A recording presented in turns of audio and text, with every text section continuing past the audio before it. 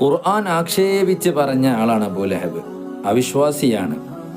ആ അവിശ്വാസിയായ അബൂ ലഹബ് റസൂലുള്ളാഹി സ്വല്ലല്ലാഹു അലൈഹി വസല്ലം തങ്ങളെ പ്രസവിക്കപ്പെട്ട ആ സന്തോഷം കൊണ്ട് ഒരു സൽപ്രവൃത്തി ചെയ്തു. അതുകൊണ്ട് അവർ എല്ലാ തിങ്കളാഴ്ചയും അവർക്കൊരു സന്തോഷം കിട്ടുന്നുണ്ട്. ഒരു അബൂ ലഹബിൻ്റെ കുടുംബത്തിൽപ്പെട്ട ഒരു സഹോദരൻ അബൂ ലഹബിനെ സ്വപ്നത്തിൽ കാണുകയാണ്. വല്ലാത്ത മോശപ്പെട്ടൊരവസ്ഥയായിരുന്നു. അവിടുന്ന് ചോദിച്ചു, എന്ത് പറ്റി നിങ്ങൾക്ക്? എനിക്ക് വല്ലാത്ത റാഹത്തൊന്നുമില്ല, എന്നാലും എനിക്ക് എല്ലാ തിങ്കളാഴ്ചയും ശിക്ഷയിൽ നിന്ന് ഇളവ് ലഭിക്കുന്നുണ്ട്. എന്തായിരുന്നു കാരണം?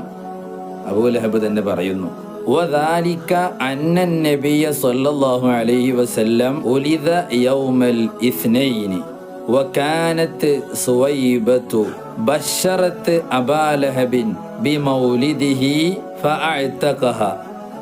മുത്ത് റസൂലുള്ളാഹി തങ്ങള് തിങ്കളാഴ്ച പ്രസവിക്കപ്പെട്ടു എന്നുള്ള ആ സന്തോഷ വാർത്ത അബൂ ലഹബിനെ അറിയിച്ചത് അടിമ സ്ത്രീയായിരുന്ന സുവൈബയാണ്.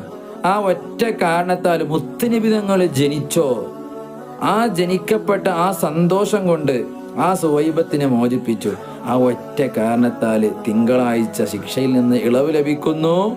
അതോടുകൂടെ തണ്ടവിരലിൻ്റെ ഇടയിൽ നിന്നും അബൂ ലഹബിന് വെള്ളം കുടിപ്പിക്കപ്പെടുന്നു. ബുഖാരിയിൽ ഹദീസ് കാണാം.